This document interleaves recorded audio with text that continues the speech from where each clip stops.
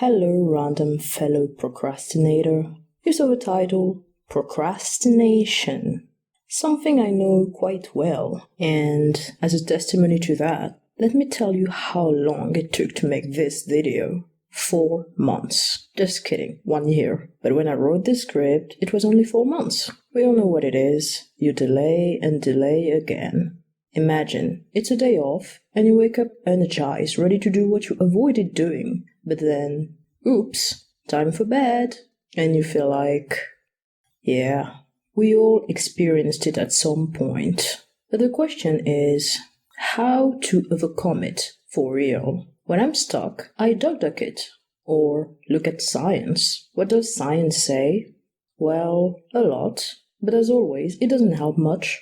Sometimes some might say, just do it. Don't think, just start. You know what? Good advice. But it's not that simple, and I assume it didn't work for you as well, or you wouldn't be here procrastinating with me. Sometimes you might think you're just lazy. Yes, laziness can be a thing, but it's a bit more complicated. At the end of the day, it's all about your brain and how it calculates, depending on the situation. If you procrastinate due to depression, ADHD, or lack of interest, the solution obviously won't be the same.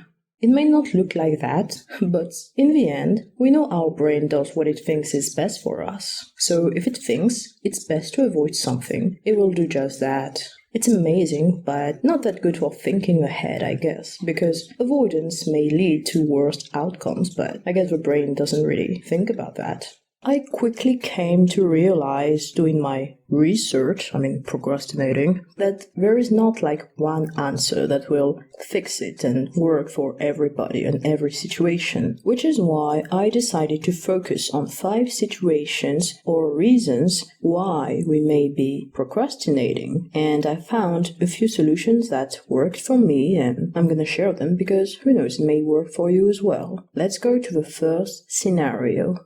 1. You feel overwhelmed by the task. It's too hard or too long, like work, school, or any difficult or annoying task, really. You procrastinate to delay the torture, basically. What are the potential solutions? I'm sure you heard of it because it's a very popular one and it works well, which is to just break it down. If you have a big task, break it into smaller tasks. Make a to-do list. This one is all about preparation and planning, because if you think it's too much and overwhelming and it's going to take too long, too much energy, why even start then? Like, that's what your brain is going to think. I'm sure you heard of it before, but it's a very good advice, especially when you're in this situation where you have a lot of anxiety or apprehension, or you feel like it's too much. Starting small makes more sense. Imagine you have to write a 2,000 pages novel. It's overwhelming. It's like climbing a mountain. It's intimidating. But if you start with just 2 pages, then 10, then 50, little by little, you'll do it, because you don't focus on the huge number. You start small, you focus on that, and before you know it, you've written 20 pages. That's a good start. Next thing to do, and something I forget to do myself, but it's to reward yourself in a way. Which is why I like the to-do list, because, you kind of feel a sense of accomplishment after you do it. You can track your progress, and if you can find a way to reward yourself, it's gonna be even better, as opposed to like writing 2 pages and just not celebrating at all and feeling like you've done nothing. When you're procrastinating, it might be strange to waste more time in preparation, like you're procrastinating more, but I actually think it's a better way to start. And it's not really wasting time, because at the end of the day, that's kind of something that will help you achieve it, even more than just not doing anything, I guess. Then you have another situation. The task is not extremely hard, it's not too overwhelming, it's not intimidating, but you hate it. You really don't have any motivation to do it. You just feel pressured. So your brain is like, well, why do it? Yeah, it might be easy, but I don't want to do that. Here's one solution. I'm going to start with the easy one. It's kind of similar to the first advice. It's like giving yourself a huge reward for completing the task. This way, it's not really about the task itself, it's about what you get out of it. So it might help with motivation, but I personally don't think it is enough. I think what can help a lot is also to set a timer to complete it and focus on external pressure. The trick here, and the reason why you procrastinate, is because you don't really care about the task. You don't like it. So you need an external motivation, an external gain. It's not gonna come from within, is what I'm trying to say. Think about work. We don't always love our job, and certainly not every part of it. But we do it anyway, because our boss is watching, we don't want to get fired, or just, well, we need money. This situation is not about knowing yourself or finding strength within like the first one. It's about being more practical and focusing on external motivation. And at the same time, you will focus on the personal reward and what you're gonna gain from completing the task.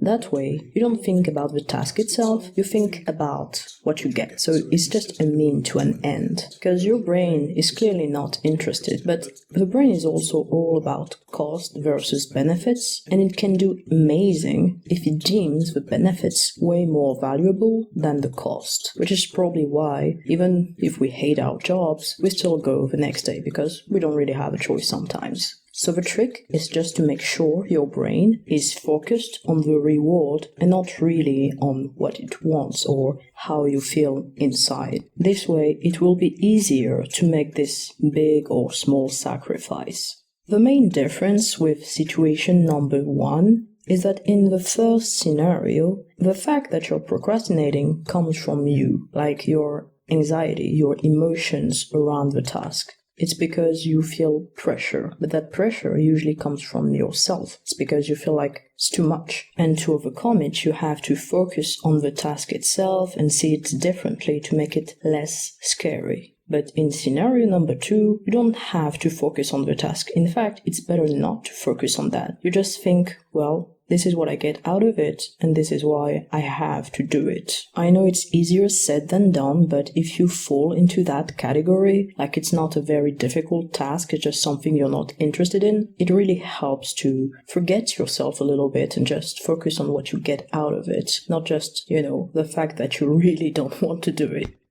Third scenario, the task is not urgent, or if it is, you feel like you have plenty of time to do it until you don't. And then you panic, and that's kind of how you procrastinate. It's not necessarily about how you feel about the task, it's not necessarily the difficulty. In fact, usually, if you delay just because you think it's easy and you have time, it's because of overconfidence or lack of time management, not having a good perception of a task itself and one's ability to complete it in a set time period.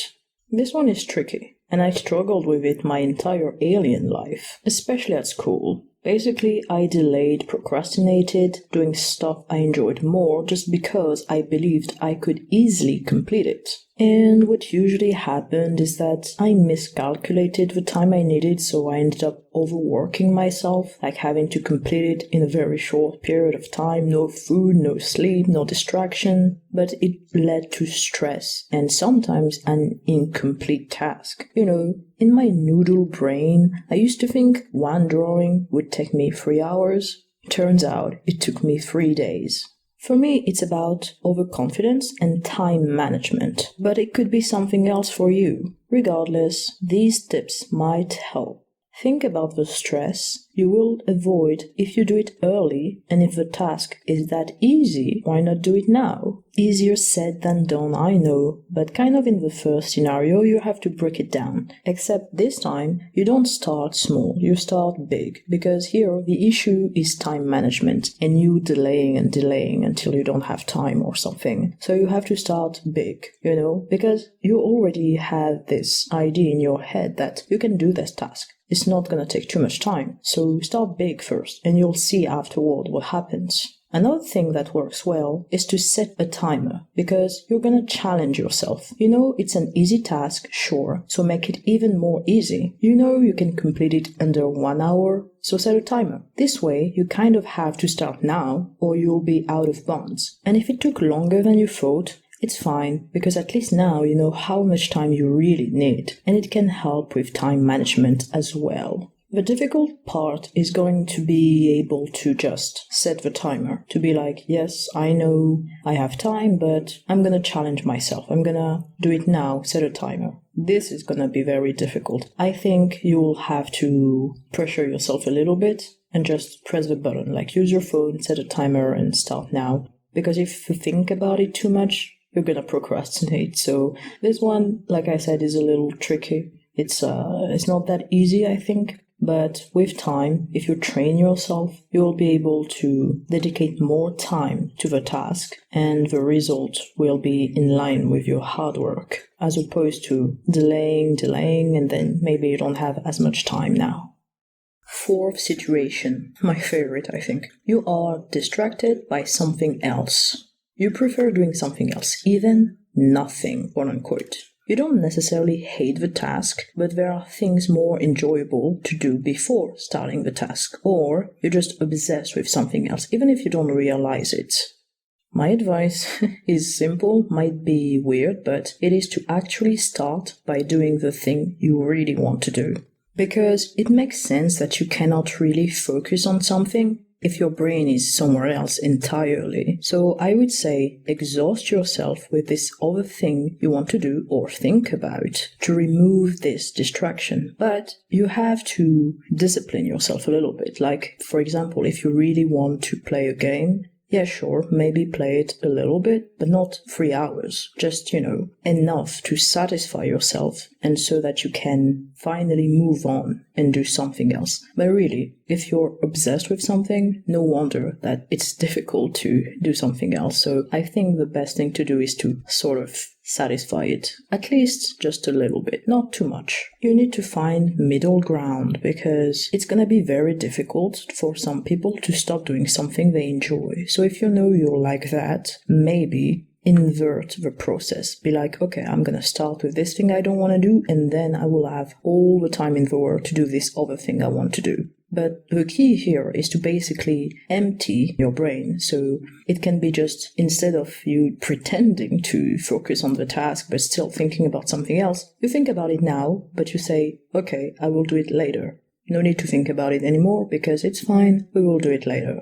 I know music can help with that, basically to help you focus. And I know there are a lot of tracks on YouTube, for example, with weird titles sometimes, like alpha waves and stuff like that.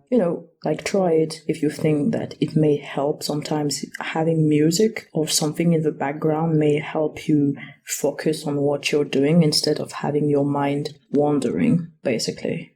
Last but not least, you actually love the task you are avoiding, but for some reasons, you cannot do it anymore. Like this video. This one is tricky. Probably the one I personally dreaded the most in my new alien life, but I do believe the solution, surprisingly, involves a lot of brain stuff and understanding of oneself. Introspection, self-reflection, asking yourself why you even lost the motivation to do it, or why you don't even have motivation to begin with if you like the things that you're supposed to do.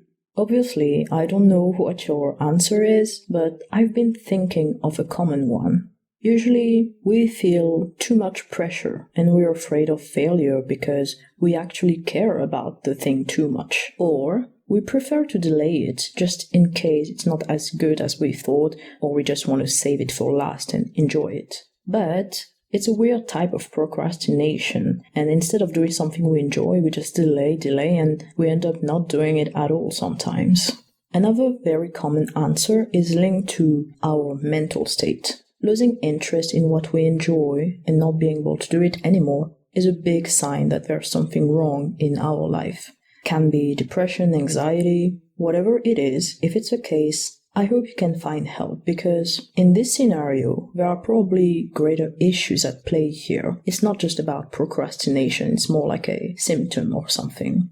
So I would say don't feel bad because you cannot enjoy the task or project anymore, especially if you're depressed or you have ADHD or something. You're gonna feel worse if you focus too much on that and you're like beating yourself up and you're like, oh, I cannot do it, blah, blah, blah. Like, it's not a good thing to think like that because it's gonna make you feel worse. But it's not easy to do, but I would just say take the time you need and maybe one day you'll pick it up again. Long story short, the first thing to do is to remove the negative emotions surrounding it. And sometimes you'll find out that it's okay to procrastinate in that scenario. If you enjoy the thing that you're avoiding, you'll do it once you feel better, I'm sure. One thing that did help in that scenario was my own impulsivity and the removal of distractions. And honestly, feeling better overall. Which kind of leads to the bonus solution, my favorite. It can work in most situations.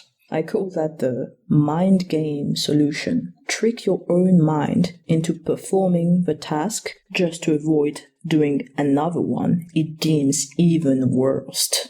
Basically, avoid procrastination by procrastinating. It personally worked for me many times. You'd think you wouldn't be able to trick your own brain since it's your own brain, so it knows what you're doing. But it actually can be very effective. For example, if I dread making music, but also dread recording audio for a video about procrastination, I will just pretend I just sit in front of a computer and make music. But because it's actually what I dread the most, my brain is gonna be like, nah, let's do something else. So I'll procrastinate by doing another task I also avoided.